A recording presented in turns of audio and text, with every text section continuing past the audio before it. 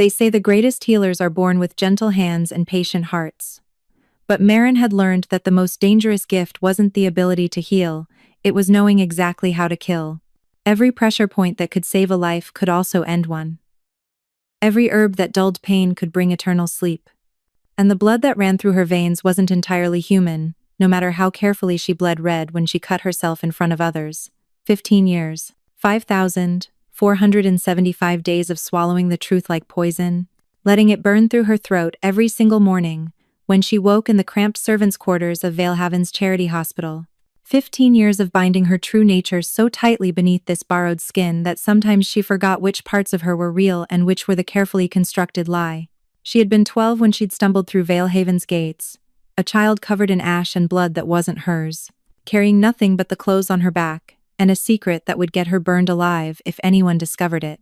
The hospital's head physician, old Master Corvin, had seen something in her desperate eyes, perhaps pity, perhaps recognition of a fellow soul running from something. He'd given her a pallet in the servants' hall and taught her to clean wounds, set bones, prepare poultices.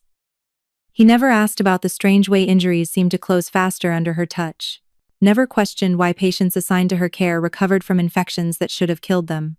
Never wondered aloud why she never fell ill, despite tending to plague victims in poison cases that felled other healers within days. Master Corvin had died 3 years ago, taking his silent questions to the grave. Now, at 27 or whatever age meant to something like her, Marin moved through Valehaven's hospital corridors like a ghost, present but unseen, essential but unacknowledged. The other healers called her lucky, another cruel irony that made her want to laugh until she wept. Lucky, because she could touch a festering wound and sense exactly which herbs would draw out the poison. Lucky, because she could lay her palm against a fevered forehead and know whether the patient would live or die before dawn. Lucky, because while other healers studied for decades to master their craft, knowledge seemed to flow into her like water finding its level, instinctive, undeniable, and completely unexplainable to anyone who didn't know what she truly was. A deep blood. One of the ancient healing caste, born with the ability to sense life force itself, to manipulate the very essence that kept hearts beating and lungs breathing. Her people had been exterminated 20 years ago during the cleansing, when the Church of the Radiant Path declared them abominations, creatures who held too much power over life and death, who played at being gods with their ability to pull souls back from the brink or push them gently over the edge. The Church had been thorough. Marin knew she was likely the last, the only one who'd survived by being young enough, small enough, unremarkable enough to slip through their nets of fire and steel. The morning started like any other 3 bone-setting procedures, 2 cases of marsh fever, and 1 nobleman's son who'd drunk himself into near-fatal alcohol poisoning. Marin worked through them mechanically, her hands steady, even as exhaustion pulled at her bones. She'd been awake for 36 hours straight, but deep bloods didn't need sleep the way humans did. Another secret to swallow, another difference to hide. She was grinding valerian root in the preparation room when the bells started ringing. Not the gentle chimes that called the faithful to prayer, but the deep bronze war bells that hung silent except in times of crisis. Their sound rolled across Valehaven like thunder, making the glass vials on her shelves rattle and the mortar shake in her hands. "Battle," whispered Jana, one of the younger healers, appearing white-faced in the doorway. "They're saying the king's regiment was ambushed at Widow's Pass. Survivors are being brought to every hospital in the city." The king. Marin's hands stilled. King Dashin Wolfheart, the Alpha who'd taken the throne 8 years ago after his mother's assassination. The warrior king who'd spent those years fighting border wars and crushing rebellions, who supposedly carried a curse in his bloodline that made his wolf stronger and more savage than any other. She'd never seen him, had made certain of it. Alpha wolves had senses beyond human, and while her disguise had fooled physicians and priests, she'd never wanted to test it against someone whose very nature was to hunt and detect threats. "How many?" she asked, forcing her voice steady. "They don't know. Dozens at least. Maybe more." Jana's hands twisted in her apron. "Marin. They're saying the king himself is among us, wounded." The preparation room suddenly felt too small, the air too thick. Marin turned back to her grinding, but her enhanced senses picked up what Jana couldn't hear: the thunder of hooves approaching at desperate speed, the shouts of guards clearing the streets, the underlying scent of blood carried on the wind. So much blood. Get the surgical theater ready, Marin said quietly. Boil every instrument we have. Prepare beds in the overflow ward. We'll need all the clean linens from storage. And send someone to the apothecary for more wound-packing moss and yarrow. Jana nodded and fled. Marin stood alone in the preparation room, her reflection staring back from the copper distillation apparatus. Brown hair pulled severely back, ordinary gray eyes, sun-weathered skin marked with old burn scars from her early days learning to work the ovens. Nothing remarkable, nothing that would make anyone look twice, but beneath that carefully maintained surface, her deep blood senses were already extending outward like invisible fingers, feeling for the approaching injured. She could sense their life forces even from this distance, some burning bright and steady, others flickering like candles in a storm wind, and one that blazed like the sun itself, fierce and wild and fighting against the darkness trying to drag it down. An alpha's life force, unmistakable in its intensity, but wounded badly enough that even that tremendous vitality was beginning to fade. The doors to the hospital burst open. The flood of injured had begun, and Marin felt her careful, hidden life start to crack like ice under too much weight. They brought the king in last, carried on a blood-soaked stretcher by 4 guards, whose faces were gray with exhaustion and grief. Marin had been working for 6 hours straight by then, moving between patients with ruthless efficiency. 17 men she'd stabilized. 4 she'd lost, despite everything she could do without revealing her true nature. Each death was a weight on her chest, but she couldn't afford to feel it. Not yet. Critical patient, the head guard shouted. Where's your best surgeon? Dead from plague 2 months ago, called back healer Osmond from across the ward, his hands buried in another soldier's abdominal wound. We're down to who we have. Put him anywhere there's space. The guards hesitated, looking at their king's pale face. Even covered in blood and dirt, Dacian Wolfheart was remarkable tall enough that his legs hung off the stretcher, with the kind of build that came from years of actual combat rather than ceremonial sword-waving. His hair was dark brown, nearly black, plastered to his skull with sweat and blood. A jagged wound ran from his collarbone down across his chest, deep enough that Marin could see the white of bone through torn flesh and armor. But it was the other wound that made her breath catch a blackened puncture in his side that wept dark blood and gave off a smell that turned her stomach. Poison. Not just any poison, but something she recognized from her people's old texts. Shadowbane, made from roots that grew only in cursed ground, specifically designed to target shapeshifters and beings with enhanced healing. Here, Marin heard herself say. Bring him to the far corner, the isolated room. The guards looked at her, this unremarkable healer in a blood-stained apron, and hesitated. But another healer, exhausted beyond reason, just pointed. That's Marin. If anyone can save him, she can. She's pulled off miracles before. They carried him to the isolation room, barely more than a closet, really, but it had a door that could close, a window for light, and most importantly, privacy. Marin followed, her mind already racing through what she'd need. Shadowbane had no conventional cure. It was designed to be fatal, to shut down the enhanced healing that made alpha wolves so difficult to kill. But Deep Bloods weren't bound by conventional medicine.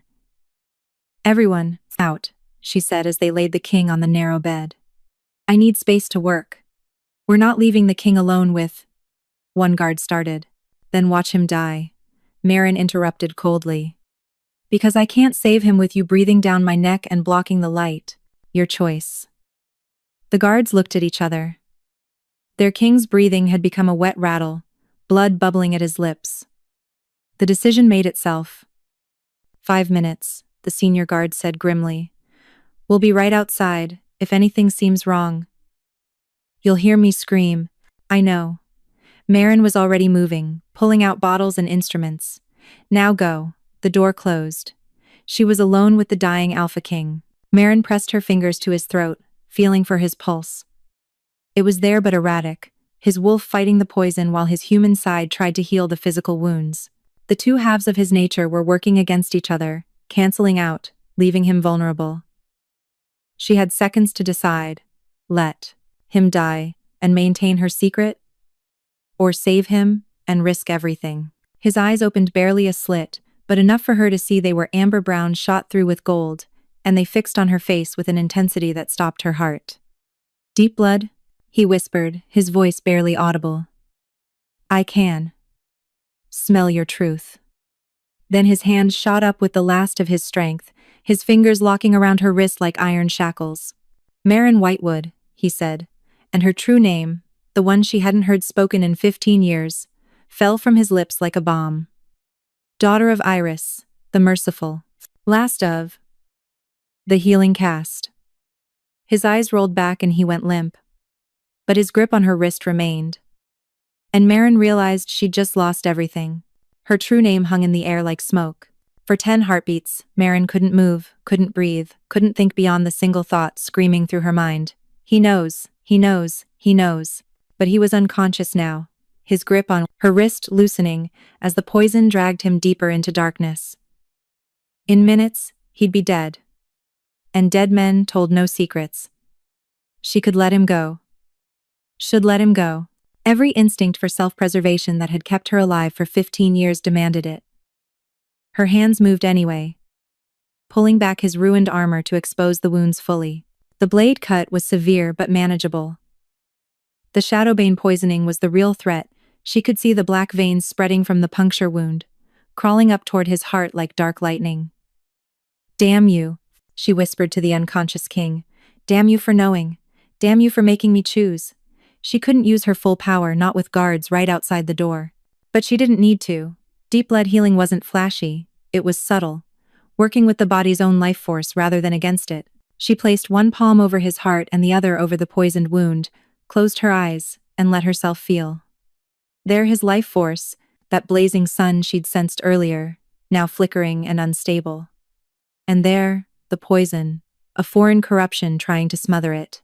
In her mind's eye, she saw how they interacted, saw the exact points where the Shadowbane was disrupting his wolf's natural healing. She began to work, using her gift carefully. Precisely. Not healing him directly, that would leave traces, evidence. Instead, she guided his own life force, showed his wolf where to direct its energy, helped his body recognize and isolate the poison. She was just assisting, nudging, absolutely nothing that couldn't be explained as conventional medicine combined with an alpha's natural resilience. The Shadowbane fought back, but she was patient. Minutes passed. Outside, she could hear the guards growing restless, their footsteps pacing. Her time was running out. Finally, the black veins stopped spreading. Then, slowly, they began to recede. Marin pulled back, dizzy from the exertion. The king's breathing had steadied, his color improving from corpse gray to merely deathly pale. He'd live. His wolf would take care of the rest, now that the immediate crisis had passed. She was reaching for conventional bandages when his hand caught her wrist again. This time his eyes were clear, sharp, and fixed on her face, with an expression she couldn't read.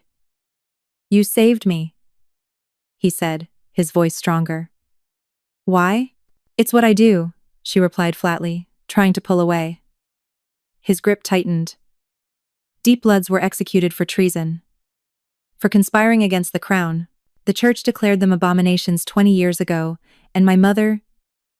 He stopped, something flickering across his face. "My mother signed the execution order. You should have let me die." "Perhaps I should have." Marin met his eyes steadily. "But I took an oath to heal, not to judge. Even kings who inherit their mother's blood-stained crowns." A knock at the door. "Time's up," the guard called. "We're coming in." Dacian's eyes never left hers. "You'll attend the royal hall tonight. There's to be a council meeting about the ambush. I require a personal physician present." "I'm a charity hospital healer, Your Majesty. Surely you have court physicians." "Who couldn't save me?" His voice dropped lower. "You will come." "That's not a request." The door opened. Guards flooded in, relief washing over their faces when they saw their king conscious and breathing. They didn't notice him release her wrist, didn't see the warning in his gold-flecked eyes. But Marin understood perfectly. He was giving her a choice that wasn't really a choice at all. Attend the council meeting, or be hunted as a fugitive deep blood who'd been discovered in hiding. As the guards helped him sit up, beginning to fuss over him, she slipped from the room unnoticed. Or so she thought, until she reached the main ward and found someone waiting.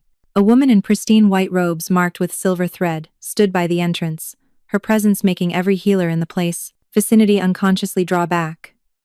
She was perhaps 40, with hair gone prematurely silver and eyes like chips of ice. Around her waist, a belt of iron chains clinked softly. Inquisitor Revna Coldwater, High Examiner of the Church of the Radiant Path. I heard the king was brought here, Revna said, her voice pleasant and mild, in a way that made Marin's skin crawl.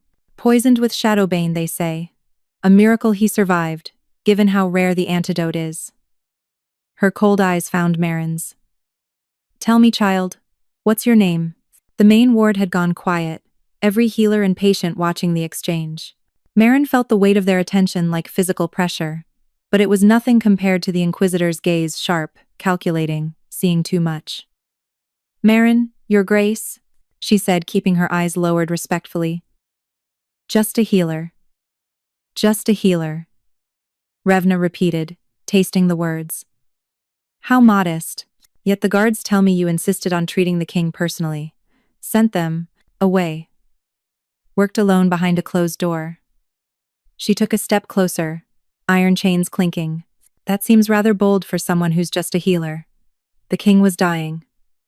Marin forced her voice to remain steady, even as her deep blood senses screamed warnings. The Inquisitor wore iron not as decoration but as protection, specifically against the kind of beings who could manipulate life force. Would your grace have preferred I let him bleed out while we debated hospital hierarchy? A few nervous laughs from the other healers, quickly silenced when Revna's gaze swept the room. Of course not. I'm merely curious. The Inquisitor circled Marin slowly, like a wolf circling prey. You see, shadowbane poisoning should be fatal to an alpha wolf. The records are quite clear, yet His Majesty not only lives but is already conscious and giving orders. That's extraordinary. His Majesty's constitution is extraordinary, Marin replied. Alpha wolves are notoriously difficult to kill. I simply cleaned the wound, packed it with yarrow and golden seal to draw infection, and kept him stable while his own nature did the rest. Yarrow and golden seal. Revna stopped directly in front of her. Nothing else? No unusual methods? The church has been tracking strange occurrences lately. Miraculous healings. Patients recovering from injuries that should have killed them.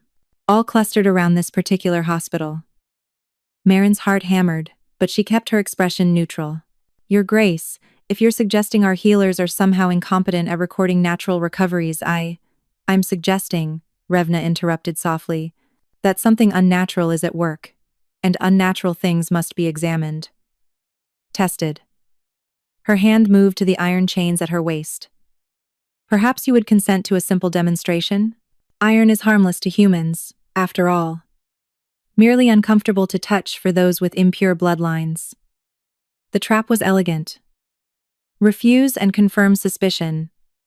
Accept and be burned by the iron, revealing her nature just as surely. That won't be necessary. The voice rang through the ward with absolute authority.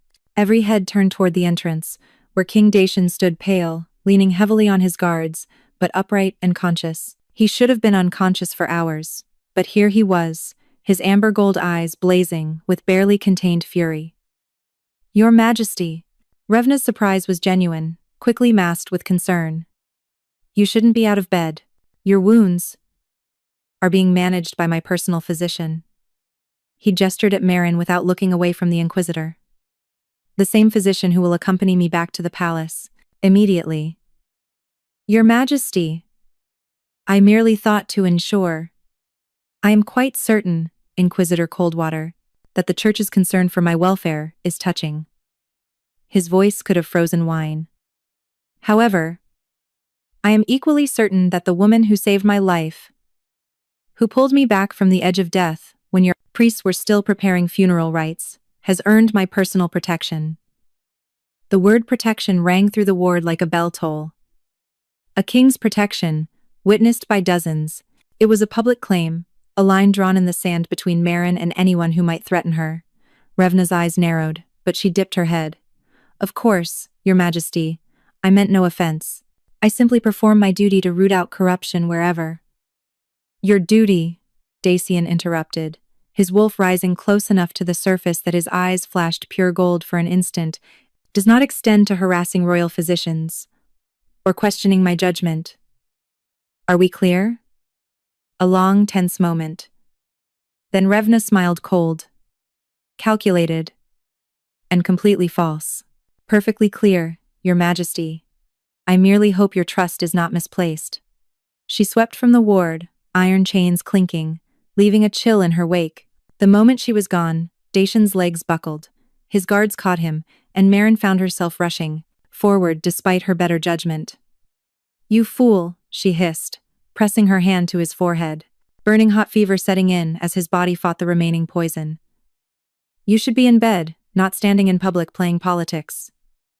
Had to, he managed, his eyes meeting hers. She would have tested you. So you've just made me your personal physician? Without asking? Would you rather face the iron? She wanted to argue, to rage at him for trapping her further. But he'd also just saved her from immediate exposure, had placed himself between her and the church, despite being barely alive. Get him back to bed, she ordered the guards. Then, before she could stop herself, I'll gather my things. If I'm to be a royal physician, I'll need access to better supplies than this charity hospital can provide. As they carried him back to the isolation room, Dacian caught her eye one last time. There was a question there, unspoken but clear.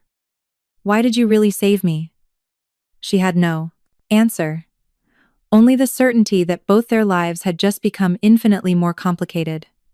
The royal palace of Valehaven rose like a crown of white stone above the city, its towers catching the last rays of sunset. Marin had walked past it 1,000 times in 15 years, always keeping her distance, always making herself invisible.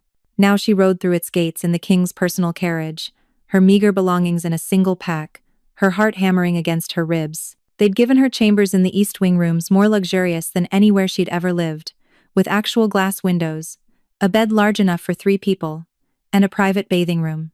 It felt like a cage wrapped in silk. A servant arrived as she was unpacking her medical supplies. His Majesty requests your presence in his private chambers, Healer Marin, for examination of his wounds.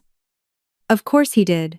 Because a public claim of protection wasn't enough, he wanted answers, and he wanted them in private where her secrets couldn't hide behind professional distance.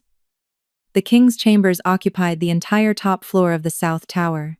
2 guards flanked the entrance, but they let her pass without question. Inside, she found rooms that spoke of a man who spent little time in them: sparse furniture, weapons on every wall, books stacked haphazardly on every surface. The bed looked barely slept in.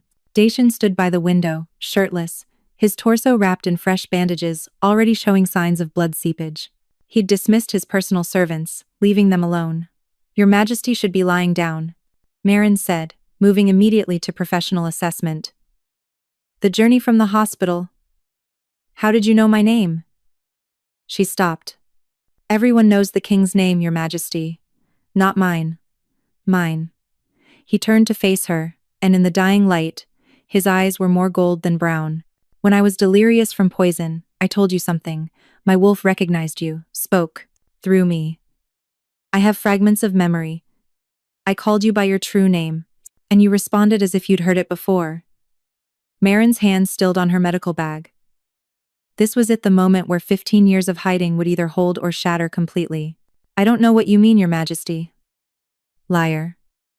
The word wasn't angry, just tired. He moved to a chair, sitting with a grimace. I can smell lies, Marin. It's a gift that's made me a rather effective king and a terrible dinner guest. Right now, the scent coming off you is so thick with deception, I can barely breathe. Then perhaps Your Majesty should stop asking questions he doesn't want answered. Oh, I want answers. He leaned forward, fixing her with that unsettling gold-flecked gaze. I want to know how a Deepblood, a member of a race supposedly exterminated 20 years ago, has been hiding in my city for 15 years. I want to know if you're here to assassinate me, to spy for enemies, or if you're simply the last survivor of my mother's genocide, trying desperately to stay alive. The word genocide hung in the air like poison. Your mother, Marin said quietly, signed the order that murdered my entire family. My mother, who could heal broken spines. My father, who could cure plague with a touch.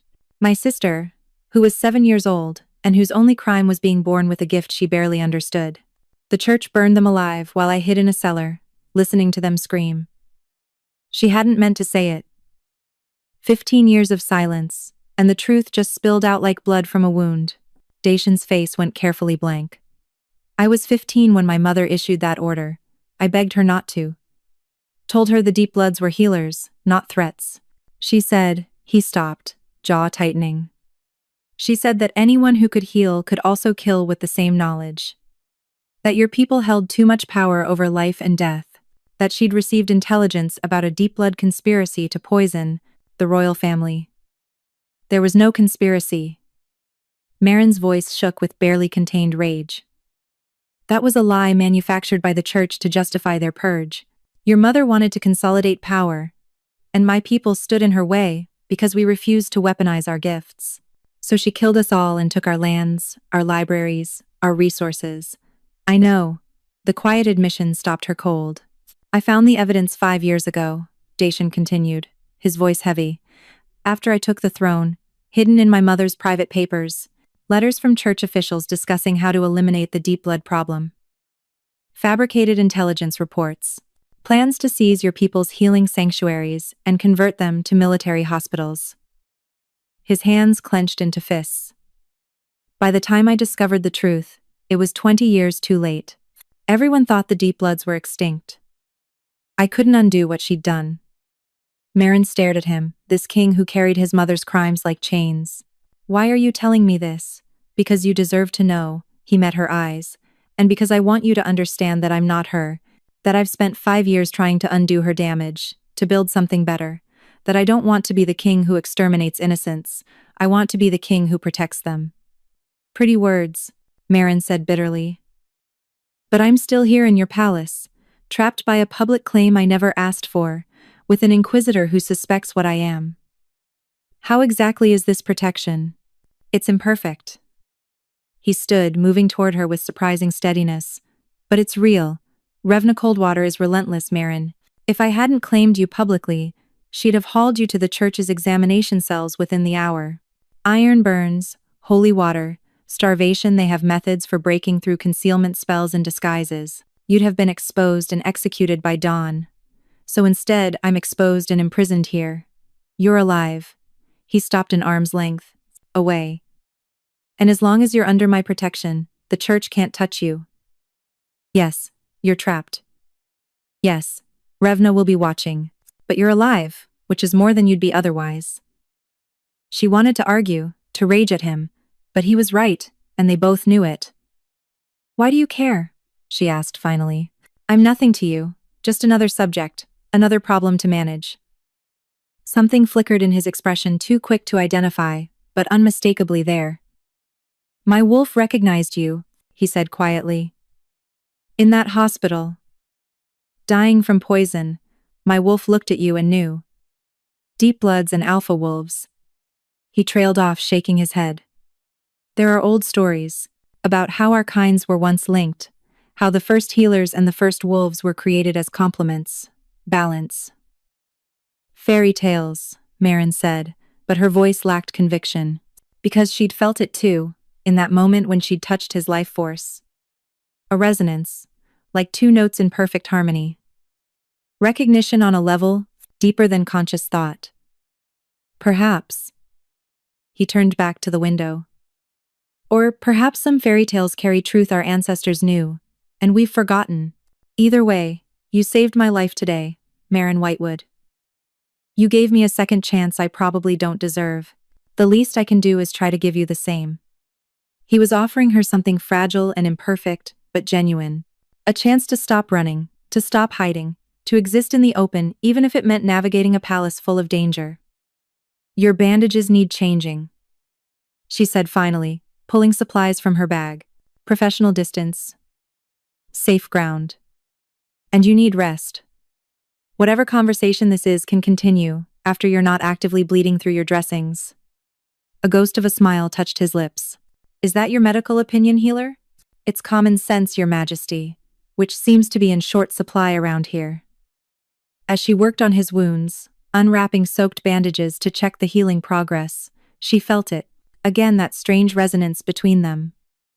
His wolf responded to her presence, his body healing faster under her touch even though she was using only conventional methods.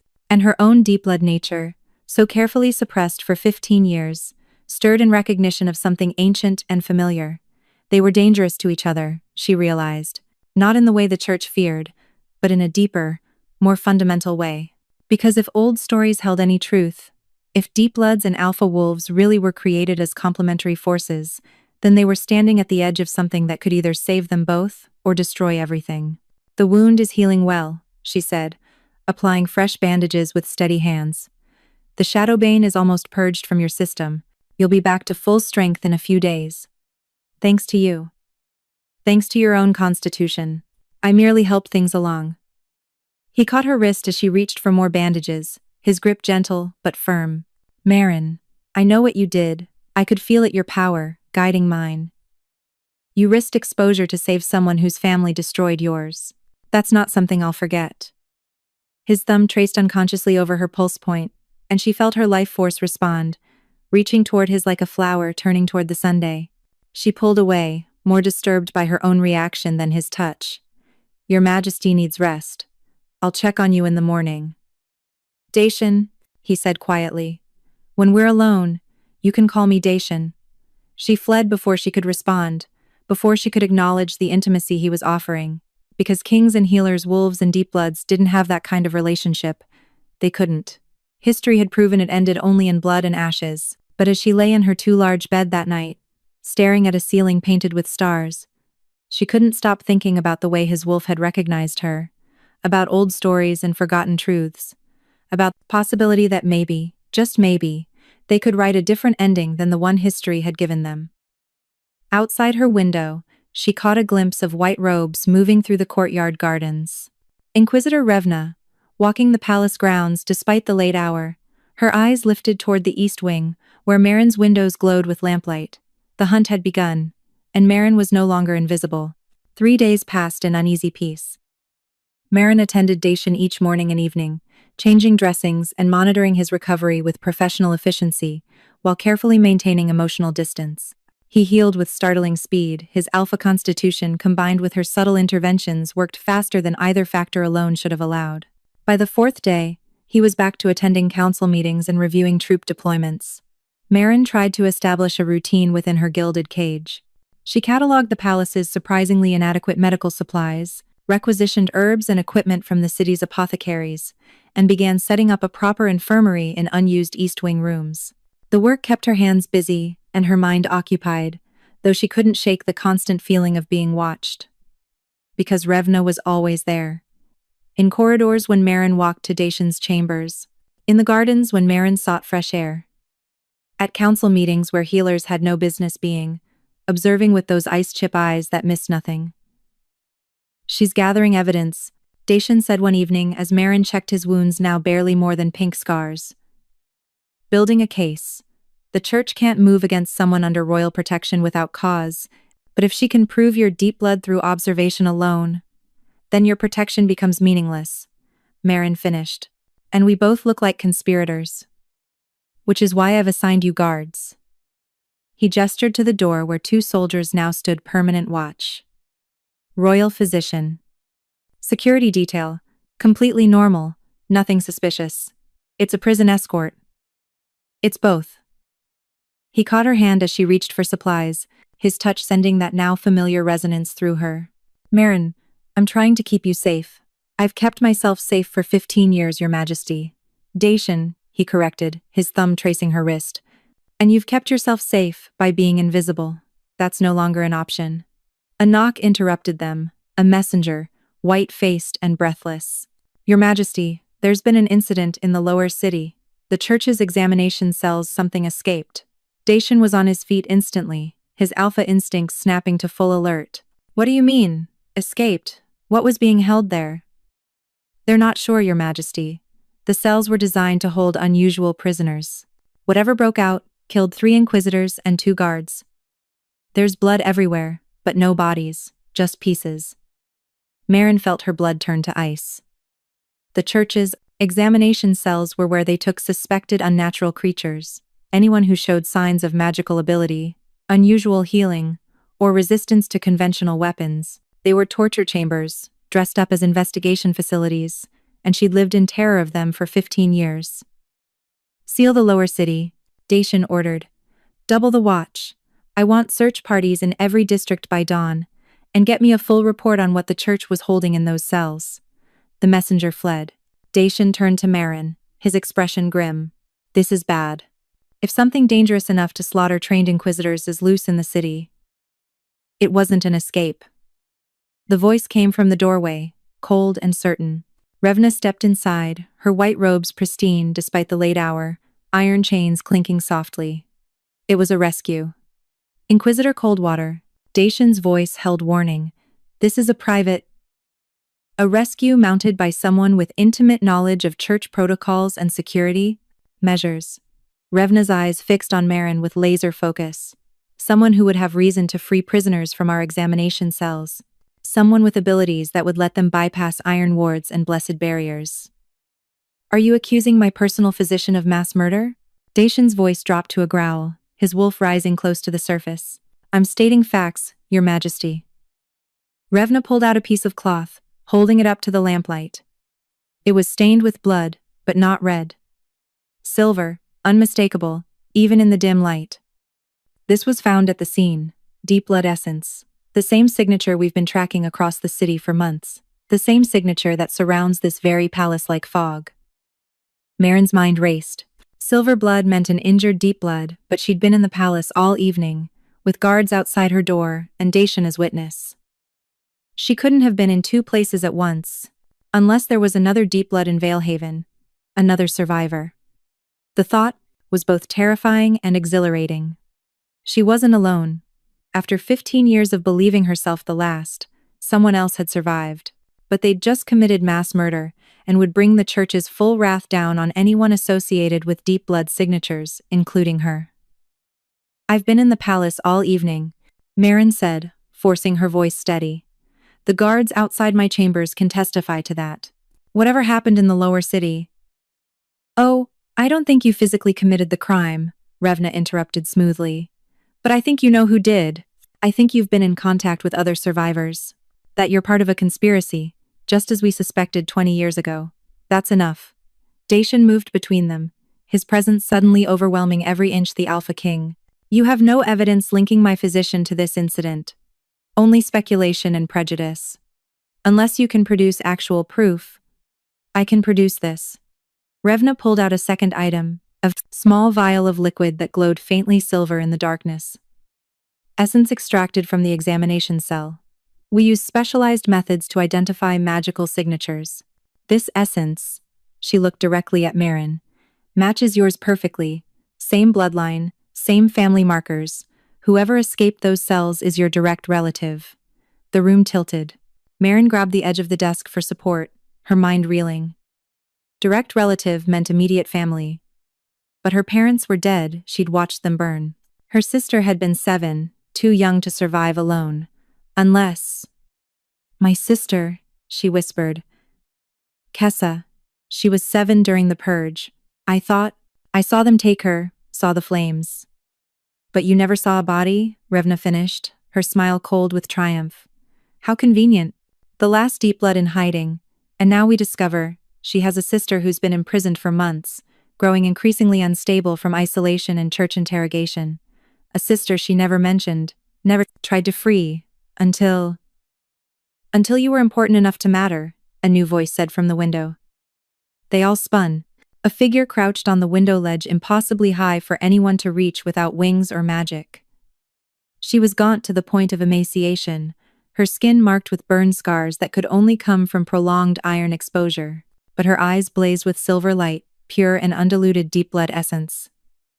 And despite 15 years and terrible transformation, Marin recognized her little sister. Kessa, she breathed. Hello, Marin. Kessa's voice was wrong, too harsh, too old for someone who should be 22. I've been looking for you for so long, ever since they finally let me out of my cell. She tilted her head, and the movement was subtly off, predatory in a way deep bloods weren't meant to be. I killed them all, you know, every inquisitor who put iron to my skin. Every guard who held me down while they tested my limits. I killed them slowly, using everything Mother taught us, every pressure point that brings agony, every technique to keep someone conscious while they bleed. Kessa, please. Marin started forward, but Dacian caught her arm. That's not your sister, he said quietly. Not anymore. I can smell it, her essence is corrupted. Twisted by pain and rage until it became something else. Something better. Kessa corrected, her smile sharp as broken glass.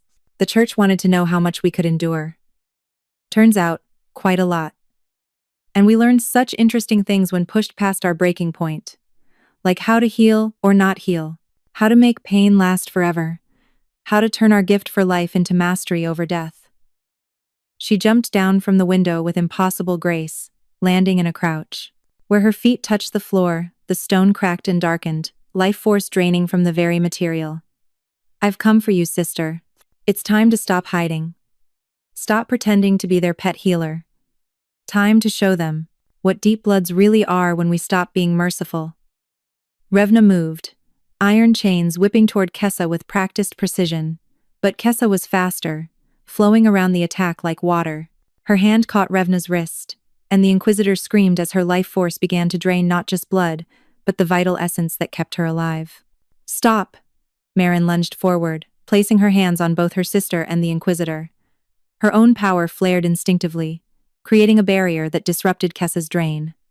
Let her go. This isn't who we are. This isn't what Mother taught us. Mother's lessons kept us weak. Kessa released Revna, who collapsed gasping. But her silver eyes fixed on Marin with disturbing intensity. Mother's mercy got her killed. But you're different now, aren't you? I can feel it, you've been touching him. She gestured at Dacian. An alpha wolf. Do you know what we could do with access to that kind of power? The things we could accomplish? I won't help you kill, Marin said firmly. If you want revenge, I understand. But this path isn't a path. It's what I've become. Kessa's expression softened slightly, showing a glimpse of the child she'd been. They broke something in me, Marin. Something that can't be fixed. But together, we could break them back. Make them pay for what they did to our family. The people who ordered the purge are dead. Dacian interjected, his voice calm despite his ready stance. Queen Helena died 8 years ago. Her council was disbanded. Killing innocents now won't bring justice, only more pain. Kessa laughed, bitter and broken. Innocents? There are no innocents. Everyone in this city benefited from our genocide. They took our lands, our knowledge, our sacred places, and turned them into common hospitals and barracks. They wear our crystallized essence as jewelry. Her eyes fixed on Revna's pendant, now cracked and dark. They make trophies of our dead. You're right, Marin said, quietly. They do. And it's wrong. And it's evil. And I've wanted revenge every single day for 15 years. But Kessa. She stepped closer, ignoring Dacian's warning growl. If we become monsters to fight monsters, we prove them right. We prove the church was justified in fearing us. I don't care about justification. Kessa's voice broke on the last word. I care that I spent 12 years in a cell being tortured because of what I was born as. I care that no one came for me, that my own sister lived free while I screamed in the dark. The accusation hit like a physical blow. Because it was true, Marin had survived by being invisible, by not drawing attention, by not risking herself to search for other survivors. She'd assumed everyone was dead because it was easier than living with the guilt of not saving them. I'm sorry, she whispered. Kessa, I'm so sorry. I thought you were gone. I thought I was alone. If I'd known. But you didn't know. Didn't look. Didn't risk your comfortable hiding place to check. Kessa's form began to shimmer, her control slipping as emotion overwhelmed her. Well, I'm here now. And you have a choice, sister. Join me. Help me make them pay. Or stand aside and watch me burn this city down around the people who destroyed us. Or, Dacian said, his alpha power filling the room with undeniable authority. You accept my offer of sanctuary. Royal protection. Like your sister. a chance to heal from what was done to you, rather than spreading that damage to others. Kessa's laugh was pure madness. Protection from an alpha king? Your mother started this. Your bloodline is soaked in ours. Why would I trust you? Because I can smell truth, and everything your sister told me about the genocide was verified by my mother's own records. Because I've spent 5 years trying to undo her damage. Because, he glanced at Marin, because your sister saved my life, and I owe her more than I can repay. Let me extend that debt to you. For a moment, Kessa wavered. Marin saw the conflict in her sister's eyes, the child who'd loved and trusted, warring with the creature torture had created. Then Revna coughed, struggling to her feet. Your Majesty, you cannot give sanctuary to a confessed murderer. The Church. The Church, Kessa hissed, her decision made, can burn. She moved in a blur, her corrupted deep blood speed carrying her straight at the Inquisitor. Dacian intercepted, his partial shift making him fast enough to match her, but Kessa twisted away. I'll give you 3 days, Marin, she called as she leaped back to the window. 3 days to decide if you're with me or against me. Choose wisely. I'd hate to have to kill the only family I have left. Then she was gone, vanishing into the night. The silence she left behind was deafening. Revna straightened, her hand pressed to her throat, where Kessa's touch had left a withering mark. Your Majesty, she said hoarsely, you just witnessed an attack by a confessed murderer. You heard her threaten the city. You must let the Church hunt her down. What I witnessed, Dacian replied coldly, was a victim of Church torture having a breakdown. You want to hunt her? Fine, but you'll do it according to law, not Church doctrine. Any deep blood captured alive will be brought to me for judgment, not disappeared into your examination cells. The law states that unnatural creatures are protected under the Sanctuary Clause if they seek royal refuge. Marin interrupted, her mind racing. She'd studied every law that might protect her, memorized every loophole. It's an old statute, but never repealed. Any being, regardless of nature, can seek the king's protection. If Kessa formally requests sanctuary, she just threatened to burn down the city, Revna snarled. Under duress, after 12 years of torture, Dacian's voice was iron. Which brings up interesting questions about the Church's examination methods. Questions I intend to investigate thoroughly. He turned to his guards. Escort Inquisitor Coldwater to guest chambers. Comfortable ones. She'll be staying in the palace as my guest until we sort this situation out. You're imprisoning me? Revna's eyes blazed with fury. I'm ensuring your safety. If Kessa returns, you're her primary target. Consider it protective custody. His smile was all teeth. I'm sure you understand. As guards escorted a protesting Revna from the room, Dacian turned to Marin. The moment they were alone, his alpha authority faded, leaving only concern. Are you all right? Marin shook her head, still staring at the window where her sister had vanished. She's alive. All these years, she was alive and suffering, and I did nothing. You didn't know. I should have looked harder. Should have risked. And you'd both be dead. He stepped closer, his presence grounding. Marin, you were 12. You survived the only way you could. That's not cowardice, that's survival. She's going to kill people. Innocent people who had nothing to do with what happened to her. Maybe. He caught her chin gently, tilting her face up to meet his eyes. Or maybe, if we move fast, we can find her first. Offer real sanctuary, real healing. She's in pain, not evil. There's a difference. You don't know that. You saw what she became. I saw what trauma made her. That's not the same as what she is. His thumb traced her cheek, the gesture unbearably tender. Trust me, I know something about being judged for the monster you might become rather than the person you're trying to be. She wanted to believe him. Wanted to think they could save Kessa, fix this, have some kind of happy ending. But she'd seen her sister's eyes, the corruption in her essence that came from using deep blood gifts not to heal but to harm. That kind of transformation wasn't easily undone. 3 days, she said. We have 3 days to find her before she makes good on her threat. Then we'd better start searching.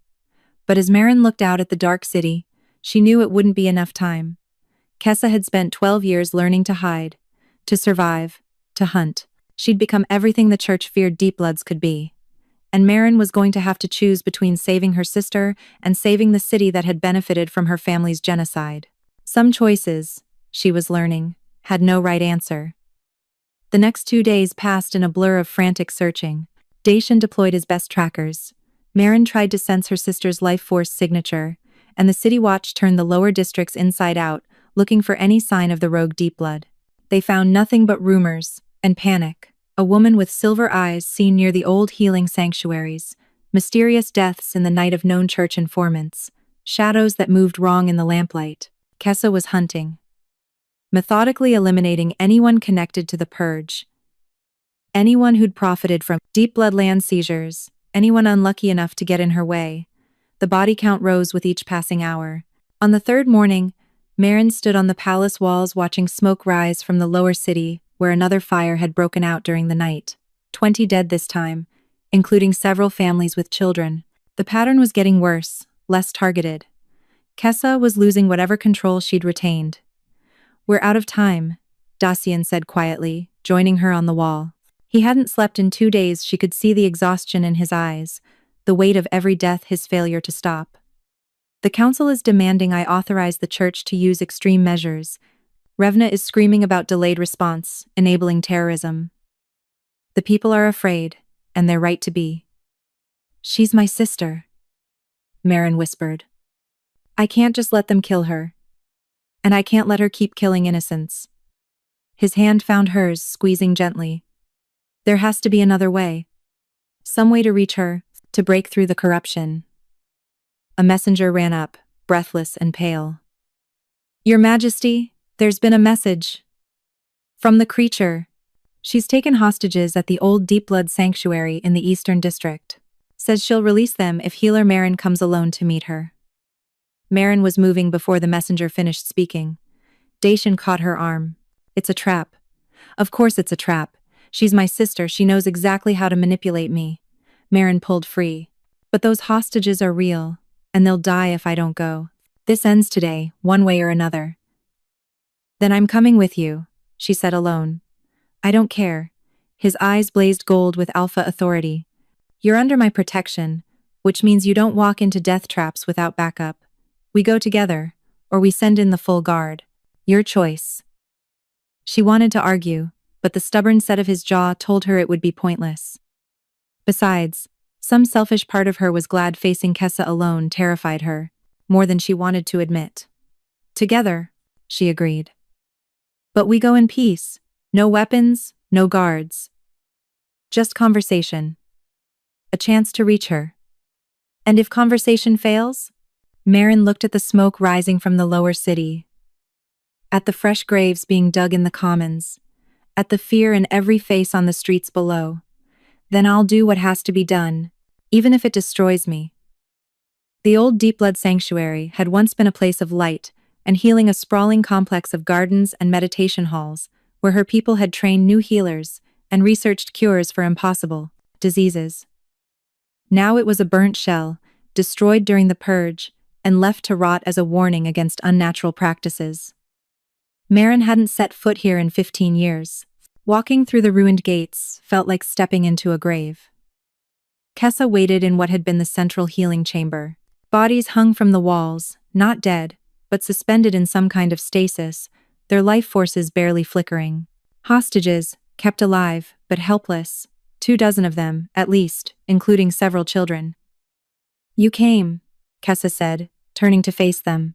She looked worse than 3 days ago, her skin grayer, her eyes burning with feverish intensity, her control over her own form slipping.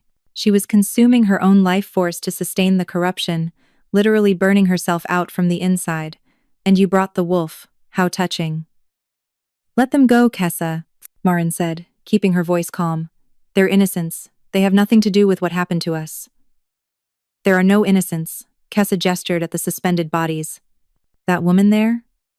Her father testified at the Deep Blood trials, claimed we'd poisoned his livestock. Lie that helped justify the purge. That man? He bought our family's healing sanctuary at auction for a fraction of its worth, turned it into a stable. Those children? They attend schools built on the graves of our people. Everyone is guilty. Everyone benefits from our genocide. Then what do you want? Dacian asked. Justice? Revenge? To make the world hurt the way you've been hurt? I want her. Kessa pointed at Marin. My sister, who abandoned me, who lived free while I suffered. I want her to feel what I felt, to understand what they did to us. She moved, and iron chains erupted from the walls, the same chains that had bound her in the church's cells, now wielded as weapons. They wrapped around Marin's wrists and ankles, burning on contact, searing through skin to the deep blood essence beneath. Marin screamed.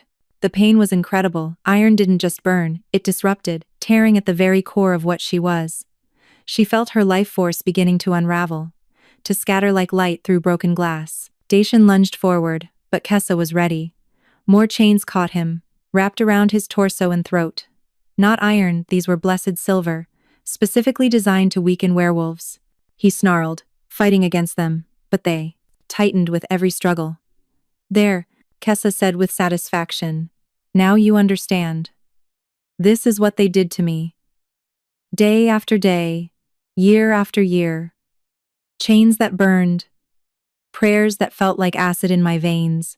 Endless questions about deep blood secrets I didn't know because I was a child when they took me. Kessa, please. Marin gasped through the pain. This isn't you. You were gentle. You cried when butterflies died. You wanted to heal every wounded animal we found. That person is still inside you. That person died in those cells? Kessa's voice broke. She screamed and begged and prayed for someone to save her, and no one came. So she made herself into something that didn't need saving, something that could never be hurt again, by becoming the thing that hurt others. Dacian's voice was strained but steady, by proving the church right that deep bloods were dangerous, that you needed to be controlled.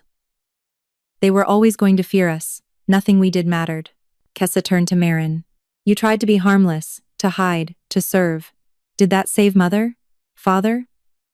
Did your mercy protect anyone? At least my way. I make them pay. And then what? Marin forced the words out through waves of pain. You kill everyone connected to the purge? Everyone who benefited? That's half the city. Then you move to the next city, and the next? Spend your life as a monster until someone finally puts you down? Is that the future you want? I don't have a future. The admission ripped from Kessa like a wound. Look at me. I'm consuming my own essence to maintain this form. The corruption is eating me alive. I have weeks, maybe months before I burn out completely. So yes, I'll spend that time making them pay. Making them remember that deep bloods existed, that we mattered, that you can't just erase a people and expect no consequences. Then let me help you, Marin pleaded. I'm a healer, Kessa. I can try to stabilize you, purge the corruption. It's too late. For purging. Kessa's laugh was bitter. The corruption isn't separate from me anymore. It's woven into everything I am. Removing it would be like trying to separate water from a river. I'd dissolve completely. Then we find another way. There is no other way, Kessa screamed. Don't you understand? I'm dead already. I'm just choosing how to spend my last days. And I choose to make them burn. She raised her hands, and Marin felt it, her sister gathering power, preparing to drain the life force from every hostage simultaneously. A mass killing that would send a message the church couldn't ignore, that would start a war between humans and any surviving supernatural beings. If you do this, Dacian said quietly, you'll doom your sister. The church will come for her next. They'll use your actions to justify a new purge, a new genocide. Everything Marin has built, every life she's saved, will mean nothing because you made them right to fear us. Kessa's hands wavered. She can escape. Go into deeper hiding. There is no deeper hiding, Marin said. Not after this. Dacian was right. We're linked. Your actions reflect on me, mine on you. We're the last deep bloods. What we do now defines how our people are remembered. As healers or as killers. As victims or as monsters. I'm tired of being a victim, Kessa whispered. Then be a survivor instead. Marin fought against the chains, even as they burned deeper. Help me show them what deep bloods really were. Not weapons, not threats, just people with a gift we tried to use for good. Let me heal these hostages, show them what our power is truly for. Let our legacy be mercy, not massacre. For a long moment, Kessa stood frozen, torn between vengeance and the memory of who she'd been. Marin could see the war in her sister's eyes, the corrupted creature fighting against the dying ember of the gentle child. Then Kessa's hands dropped. I can't, she said brokenly. I want to, Marin. I want to be the person you remember. But I look at them, at these humans who sleep safe in beds while I screamed in darkness, and all I feel is rage. The corruption isn't something done to me, it's what I chose to become to survive. And I can't unchoose it now. She turned toward the hostages, power gathering around her hands. I'm sorry, she whispered. I'm so sorry I'm not strong enough to be better. Marin made her choice. She released her own power, not the careful, subtle healing she'd used for 15 years, but everything.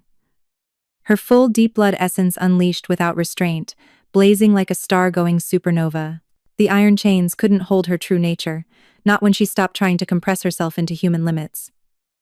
She shattered the chains and threw herself between Kessa and the hostages. If you're going to drain them, she said, her form now fully deep-blood translucent skin showing constellations of light within, hair flowing like liquid silver, eyes blazing with pure life force, you'll have to go through me. Kessa stared at her transformed sister. Marin, move. I don't want to hurt you. Then don't hurt anyone. Marin spread her arms wide. You want to make them pay? Make me pay. I'm the one who failed you. I'm the one who hid while you suffered. Take my life force, drain me completely if that's what you need. But leave them alone. No. Dacian's voice was strained as he fought against his own chains. Marin, don't. It's the only way. She kept her eyes on her sister. Kessa needs resolution. Needs to feel like someone paid for what happened to her. So let it be me. Let her sister's sacrifice mean something. Sacrifice? Kessa's voice broke. You think I want that? You think I survived 12 years of hell just to kill the only family I have left? I think you're in pain, Marin said gently. Pain so deep it's destroyed everything else. And I think maybe, if someone finally acknowledges that pain, accepts responsibility for failing, you might find a way to let go of some of that rage. It's not your fault. Tears streamed down Kessa's face, the first real emotion beyond rage Marin had seen in her. You were a child. You couldn't have saved me. But I can save you now. Marin stepped closer, within arm's reach. Not your body, I know that's beyond me, but maybe your soul, your memory, what you're remembered as. Let me take your pain, Kessa. Let me carry it for both of us, and in exchange, let these people live. Let them tell the story of the deep blood, who could have killed them but chose mercy instead. Let that be your legacy. Kessa's power wavered, flickered. I don't know how to be merciful anymore. Then let me show you. Marin reached out and took her sister's hands, ignoring the corruption that tried to drain her life force on contact. She pushed back with her own essence, not fighting but embracing, absorbing the pain, the rage, the agonized memories of 12 years in hell. It was like swallowing fire. Kessa's experiences flooded into her every moment of torture. Every prayer screamed into darkness. Every day hope died a little more. The weight of it threatened to crush Marin's mind, to corrupt her essence the same way it had destroyed her sister's. But she held on. Because this was what healers did, they took pain into themselves and transformed it into something bearable. And she was the last deep blood healer. If she couldn't heal her own sister, what was her gift worth? Let go, she whispered.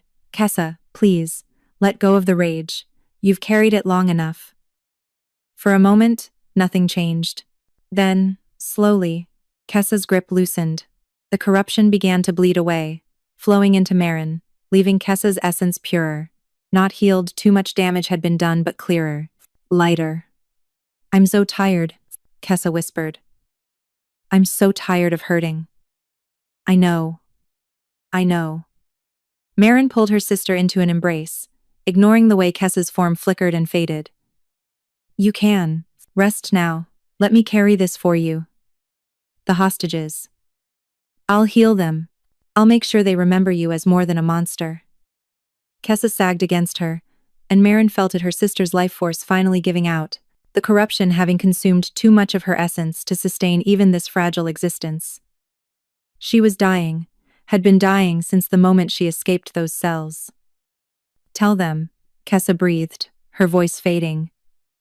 Tell them a deep-blood girl loved butterflies, that she wanted to heal the world, that she was good before they broke her. I will. I promise. Kessa smiled a real smile, the first one Marin had seen in 15 years. You were always the strong one. I just got lost for a while. Then her form dissolved completely, her life force scattering like dandelion seeds on the wind. Not destroyed but released, returning to the natural cycle she'd tried so hard to escape. Marin held empty air, and wept. The chains fell away, as Kessa's power dissipated. Dacian staggered to his feet and crossed to Marin, pulling her trembling form against him. She clung to him like a drowning woman, her grief crashing through her in waves. She's gone, she whispered. She's really gone. I know. I'm sorry. He held her tight, his wolf recognizing the depth of her pain and responding with comfort on an instinctive level. But there was no time for grief. The hostages were still suspended, their life forces fading rapidly without Kessa's active maintenance. Marin pulled away from Dacian, wiping her eyes. I need to heal them, now, before it's too late. You just absorbed your sister's corruption. Your essence is strong enough. She turned to the suspended bodies, spreading her hands. I have to be. She reached out with her power, touching each life force gently. The corruption Kessa had left in them, the draining effect was easy to reverse. She simply gave back what her sister had taken, replenishing their strength, knitting torn life force back together.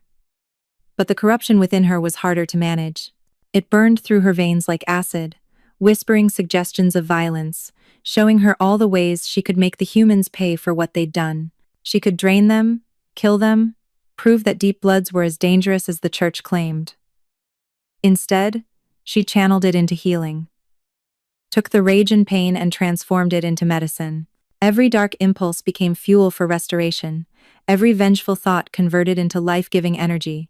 It was agonizing, like forcing poison to become antidote through sheer will.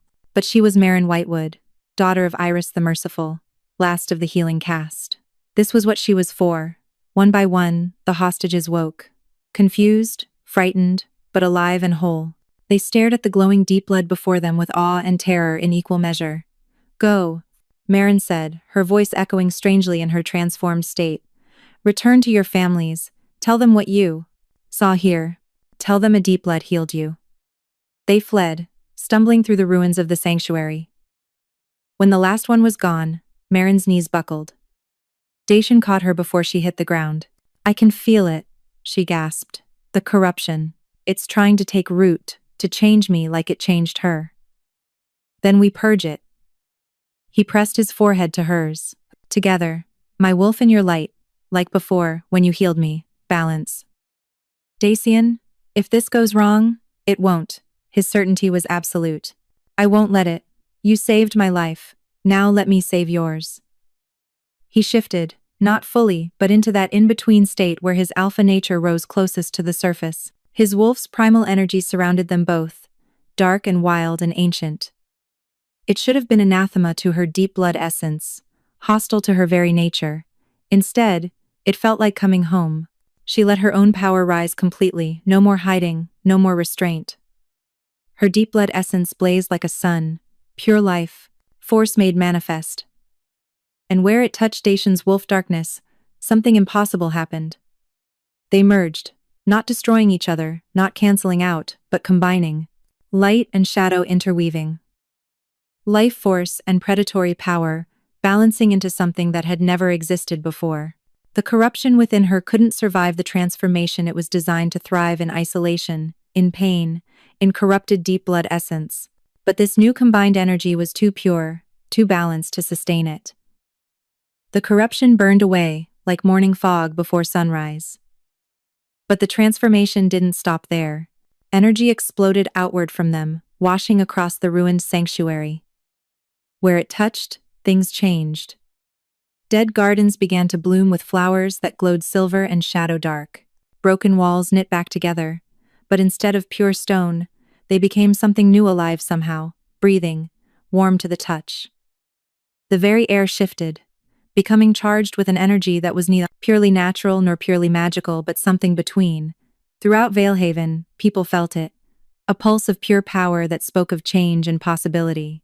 In the palace, Revna clutched her burned throat and felt the corruption there heal completely. In the lower city, those injured in Kessa's attacks found their wounds closing. Children born with traces of magical heritage felt their gifts stabilize, no longer the dangerous unknown, but something they could understand and control. The old boundaries were dissolving. Human and magical, natural and supernatural, all the lines that had kept species separate and fearful were blurring. And at the center of it all, Marin and Dacian stood transformed. Not fully deep blood or fully wolf. Not human but not entirely other. Something new. Something balanced. "What did we do?" Marin whispered, staring at her hands still translucent but shot through with shadow now, still glowing but with a darker edge. "Changed everything," Dacian replied, his voice holding harmonics that hadn't been there before, his form more solid than his shifted state but still holding wolf edges. The old stories were right. Deep bloods and alpha wolves weren't meant to be enemies. We're complementary forces, and when we finally stop fighting each other, we become something neither could be alone. She looked up at him, seeing him clearly for the first time, not as king or alpha or potential threat, but as the other half of something ancient and essential. "We can't go back." "No," he agreed, "but maybe we can go forward." He kissed her then, and where their lips met, the transformation completed. The mate bond, that pull they'd both been fighting, snapped into place fully, not a chain but a bridge, connecting their essences on a level deeper than blood or magic. When they finally pulled apart, the ruined sanctuary had transformed completely into a living temple, walls breathing, gardens blooming with impossible flowers, air itself humming with balanced energy. A place where healing and strength combined, where life force and predatory power found harmony. "The church won't accept this," Marin said quietly. "Revna will use it as proof that we're dangerous, that mixing humans and magical beings is abomination." "Let her try." Dacian's eyes blazed with gold and silver both. "We just proved something that terrifies them more than any monster, that cooperation is more powerful than segregation, that the old boundaries don't have to hold." A throat cleared behind them. They turned to find Revna herself standing in the sanctuary entrance, flanked by church guards. But her expression wasn't the triumph Marin expected. Instead, she looked uncertain.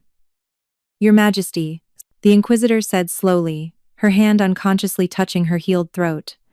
"The Church Council requires an explanation for the magical surge that just swept the city. And for this?" She gestured at the transformed sanctuary, at Marin and Dacian's altered forms.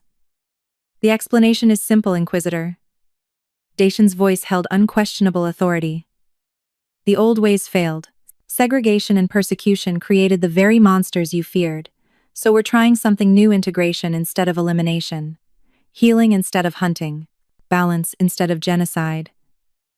The Church can adapt or become irrelevant." His alpha power filled the space. "Because this transformation? It's not just here, it's spreading. Everyone in the city felt it. And they're not afraid, they're curious, hopeful, ready for change." Revna stared at them for a long moment. Then, slowly, she removed the iron chains from her waist and let them fall. "The corruption you healed in me," she said quietly, "came from my own hatred. My own fear. I felt it burn away when your power touched me, and I understood." She stopped, struggling with words. "The church taught me that magical beings were evil, but you saved my life twice now. Once from Kessa. Once from the poison her touch left in me." "Why?" "Because it's what we do," Marin said simply. "Deep bloods heal, it's our nature. Even when it's people who hate us, who persecuted us, we heal because that's who we are." Revna's ice-chip eyes softened fractionally. "I've spent 20 years enforcing the church's doctrine. Hunting, questioning, executing anyone suspected of magical taint. I told myself it was for the greater good, for human safety. But standing here, feeling your power knitting wounds I didn't even know I carried. She shook her head. I don't know if I can be what the church wants me to be anymore. Then be something else, Dacian suggested. Help us build this new world instead of fighting to preserve the old one. The High Council will resist. Many in the church still believe. Then let them resist. But you, Inquisitor Coldwater, what do you believe? Revna looked at her guards, at the transformed sanctuary, at Marin still glowing with balanced deep blood and wolf essence. Finally, she knelt not in submission, but in acknowledgement. I believe, she said slowly, that I've been wrong. That the church has been wrong. And that if a tortured deep blood's last act could still be to spare hostages, if a healer who lost everything can still choose mercy, then perhaps the monsters aren't the ones with magic in their veins. She rose, meeting Dacian's eyes. I'll return to the church. Tell them what I witnessed. Some will listen, many won't. But at least the conversation will begin. That's all we ask. Dacian offered his hand. After a moment's hesitation, Revna took it. Change doesn't happen overnight, but it has to start somewhere. As the Inquisitor and her guards departed, Marin sagged against Dacian, exhaustion finally catching up with her. He supported her easily, his enhanced strength more than equal to the task. We did it, she murmured. Kessa's death meant something. The transformation worked. We actually might survive this. More than survive.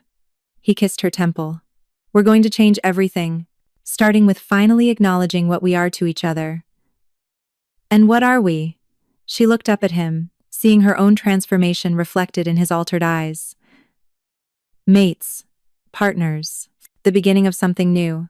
He smiled. If you'll have me, healer. I know I come with significant baggage, a kingdom in crisis, a church that wants you dead, and a very possessive wolf that considers you its other half. Despite everything, Marin laughed. I come with my own baggage, 15 years of trauma, a people's genocide on my conscience, and enough power to accidentally kill or heal you without meaning to. Perfect. We'll be disasters together. His expression sobered. But seriously, Marin, I know this is fast.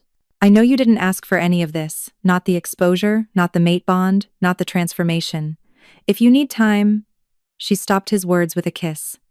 I've spent 15 years hiding, being invisible, playing it safe. I'm done hiding. Whatever we are now, whatever we're becoming, I want to face it with you. The mate bond hummed with contentment, both their essences settling into new equilibrium. They weren't fully deep blood or fully wolf anymore. They were something unprecedented. Something that could maybe, finally, bridge the gap between magical and human, between feared and accepted. Come on, Dacian said, helping her toward the sanctuary exit. We should get you back to the palace. You need rest, food, and probably several medical evaluations to make sure you didn't damage yourself with that transformation.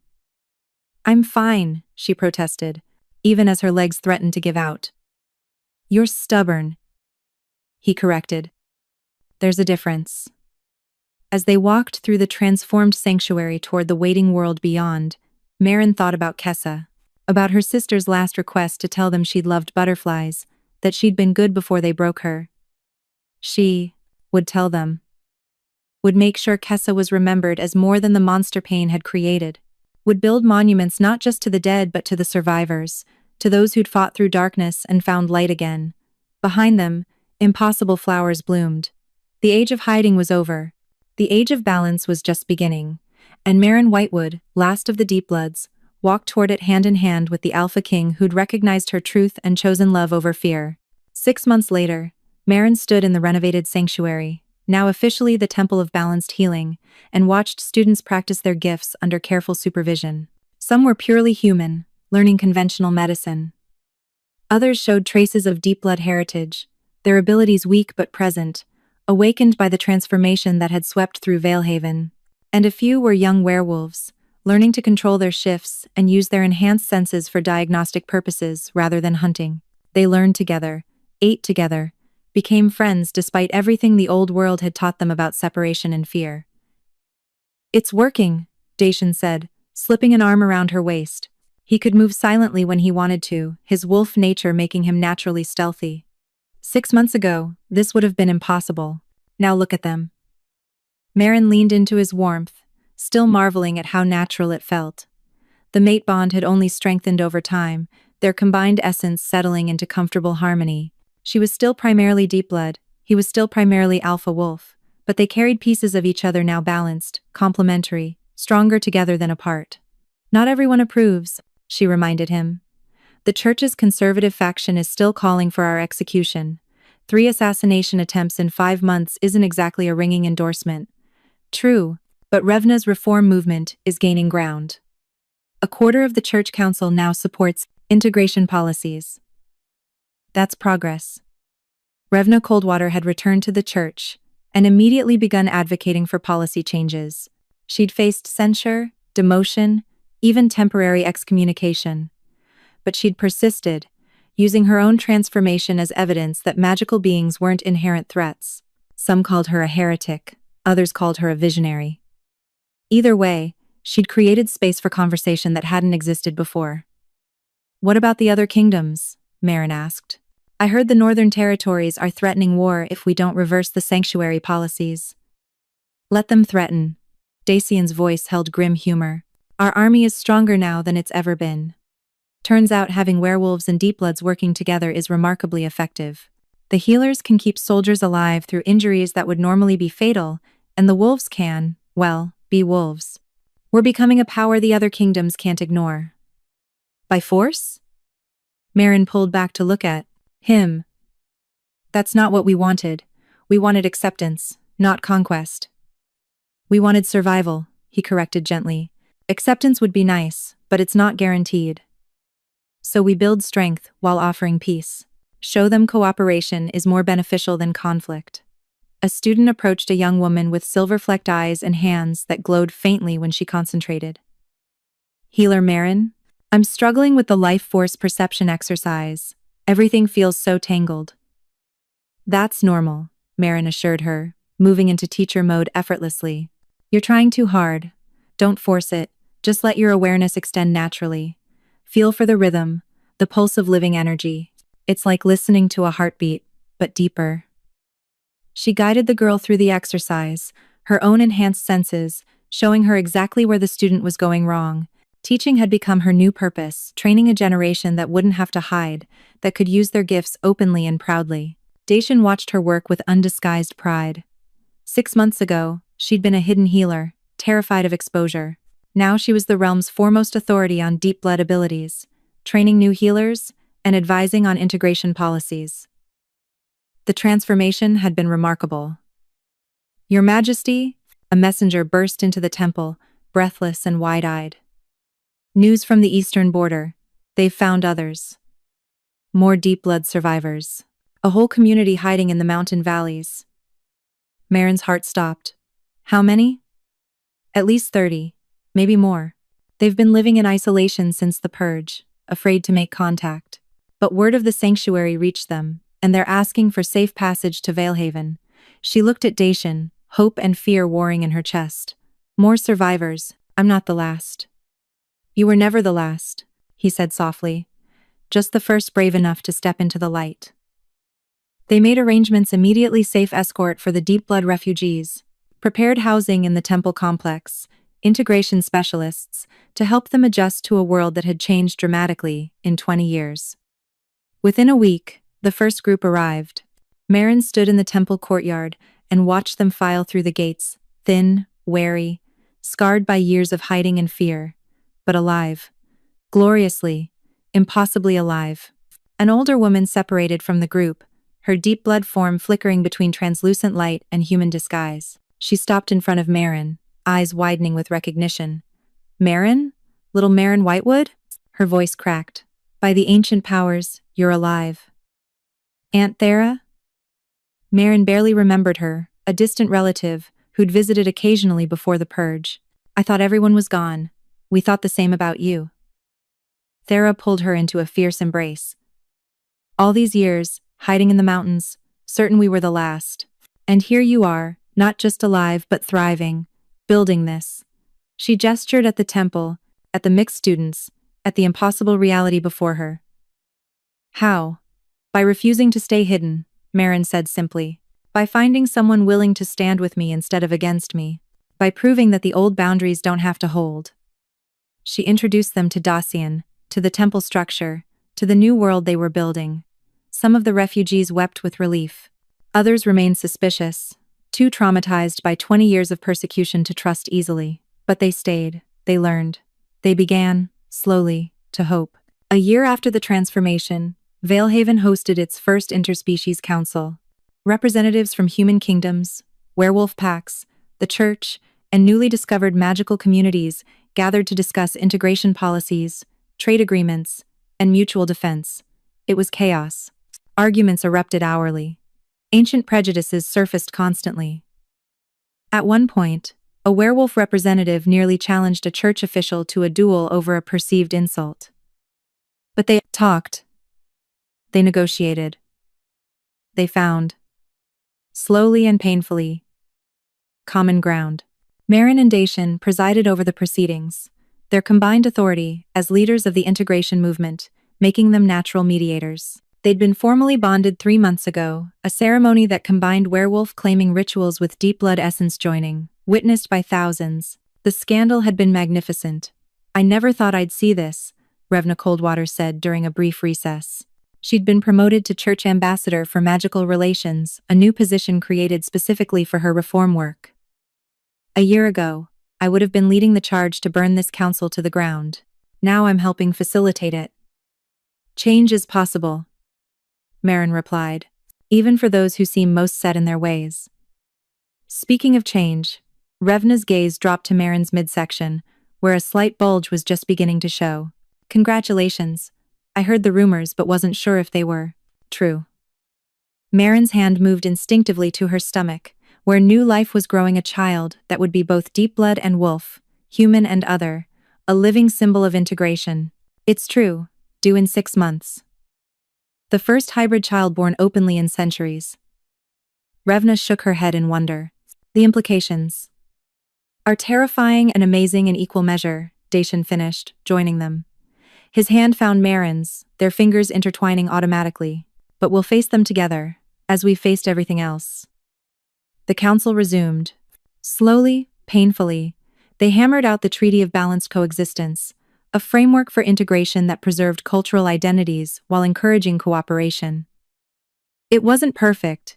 It left many questions unanswered, many conflicts unresolved. But it was a beginning. 5 years after the transformation, Marin stood in her private chambers and watched her daughter play with shadow puppets, shapes that were half light, half darkness, impossible and beautiful. Little Iris, named for Marin's mother, was 4 years old and showed abilities that terrified and delighted in equal measure. She could sense life forces like a deep blood, had the enhanced strength of a young werewolf, and occasionally demonstrated abilities that seemed to belong to neither heritage. She was something entirely new. And she wasn't alone. Dozens of hybrid children had been born in the years since integration began, each one unique, each one carrying potential that previous generations had feared. Dacian entered, fresh from a council meeting, and swept Iris up in his arms. She squealed with delight, her form flickering between states as her emotions surged. "Careful, little star," he cautioned gently. "Remember what your mother taught you about control." "But control is boring," Iris protested. "I want to make big shadows, big lights, show everyone what I can do." "You will," Marin assured her, taking her from Dacian's arms. "When you're older and have better mastery. For now, small shadows and lights are plenty impressive." She settled Iris with a book and turned to Dacian. "How was the council meeting?" "Productive. The Northern Territories have agreed to open their first integration temple. Trade with the Eastern Kingdoms has increased 30%. And," he paused, his expression complex, "they've officially repealed the genocide order. The church issued a formal apology for the deep blood purge." Marin's breath caught. 25 years after her family's murder, the church had finally acknowledged their crime. It didn't bring anyone back, didn't undo the trauma or erase the scars. But it was something. "Kessa should have lived to see this," she whispered. "She did, in a way. Dacian pulled her close. Every person we heal carries a piece of her sacrifice. Every hybrid child born freely represents the future she died helping create. She's not forgotten, Marin. She's part of the foundation we're building. On. They'd built a memorial for Kessa in the temple gardens, not a statue of the monster she'd become, but of the child she'd been. A little girl with flowers in her hair, reaching out to touch a butterfly. Beneath it, an inscription: she loved healing until they broke her. Remember the child, mourn the loss, learn from the tragedy. Students visited it daily, left offerings, told stories about not letting pain transform them into weapons. Kessa's death had become a teaching moment, not about the dangers of magical beings, but about the consequences of persecution and the importance of healing trauma before it festered into corruption. What do we tell Iris? Marin asked. About her aunt who died before she was born? About the genocide that tried to erase half her heritage? The truth, Dacian said simply. All of it, the beautiful and the terrible. She needs to understand what we've come from, to appreciate what we're building, and to be vigilant about protecting it. Because the integration was fragile still. Conservative factions in every community pushed back against change. Incidents occurred: violence between species, discrimination disguised as policy, fear manifesting as hatred. The work wasn't finished. Might never be truly finished. But it was possible now in a way it hadn't been before. Children like Iris could grow up without hiding, without choosing between halves of their heritage. That alone made all the struggle worthwhile. 10 years after the transformation, Marin gave her keynote address at the first Interkingdom Healing Conference. Representatives from 15 realms attended, eager to learn integration techniques and balanced healing methods. 10 years ago, she began, looking out at the diverse crowd: humans, werewolves, deep bloods, and hybrids all mixed together. I was hiding in a charity hospital, terrified of exposure, certain that if anyone discovered what I was, I'd be executed. I'd spent 15 years invisible, believing survival meant staying small and unnoticed. She paused, gathering her thoughts. Then, everything changed, not because I suddenly became brave, but because circumstances forced a choice: hide and let others die, or reveal myself and risk everything. I chose risk, and I discovered something remarkable. The stories we tell ourselves about what's possible are often wrong. We're taught that different species can't coexist, that our natures are fundamentally incompatible. But sitting in this room right now are werewolf healers, deep blood warriors, human mages, and hybrid diplomats. We've proven that the old boundaries were artificial. That cooperation isn't just possible, it's powerful.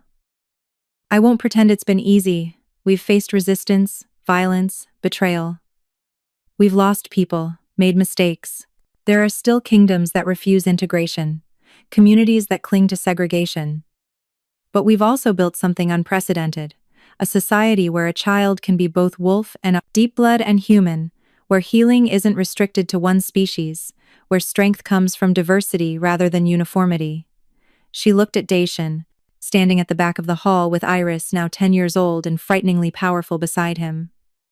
We've proven that the greatest transformations begin when we refuse to accept the limitations others place on us, when we choose connection over isolation, when we heal rather than harm, even when harm would be easier. The applause was thunderous. After the keynote, attendees flooded forward with questions, seeking advice, sharing their own integration stories. Marin answered until her voice grew hoarse, energized by their enthusiasm. Late that night, alone with Dacian in their private chambers, she finally let exhaustion show. 10 years, she murmured, leaning against him. Sometimes it feels like yesterday I was grinding valerian root in that hospital, trying to be invisible. Sometimes it feels like a lifetime ago. Because you're not the same person. He kissed her temple. That frightened healer hiding in the charity hospital couldn't have imagined giving keynote addresses or training the next generation or raising a hybrid daughter. You've transformed as much as the world around you. We've transformed, she corrected. I couldn't have done any of this alone. True. We're rather impressive together. His tone was light, but his eyes held serious warmth. Ready for the next 10 years? The Council wants to expand integration efforts to the southern continents. Revna's proposing a unified magical human defense force. Iris keeps asking when she can start formal diplomatic training. So many plans. Marin smiled. 10 years ago, my only plan was to survive until tomorrow. Now we're building decades into the future. Is that a yes? It's a yes. She turned in his arms, meeting his gold and silver gaze. To all of it. The plans, the challenges, the impossible goals. To building something better than what came before. To raising a generation that won't have to hide who they are. To us. He added softly. To us. She agreed. They kissed as shadow and light played across the walls, their combined essence still working its subtle magic, still transforming the world one interaction at a time. Outside their window, Valehaven glowed with mixed lights, human lamps, and deep blood gardens and werewolf wards, all illuminating the darkness together. The city had become a beacon, proof that integration was possible. Other kingdoms watched and wondered. Some followed their example. Others resisted. But the possibility had been proven. The door had been opened, and Marin Whitewood, who'd once believed herself the last of the Deep Bloods, the final survivor of a genocide, had become something else entirely, a founder, a teacher, a leader, a mother. A living bridge between worlds that had been separate for too long. She'd worked as a healer in secret for 15 years, hiding her true nature, surviving by being invisible. Until a wounded Alpha King whispered her true name and changed everything. Now she healed in the open, training others, building a future where healing wasn't restricted by species or fear, where the next generation wouldn't have to choose between safety and authenticity. It wasn't the ending she'd imagined as a terrified 12-year-old fleeing the purge. But it was the one she'd fought for, bled for, nearly died for. And standing in her mate's arms, watching their impossible daughter practice shadow puppets in the next room, hearing the sounds of an integrated city thriving beyond their walls, Marin knew it had been worth it. Every moment of fear, every risk taken, every painful transformation, all of it had led here to healing in the light, rather than hiding in the dark. And that made all the difference.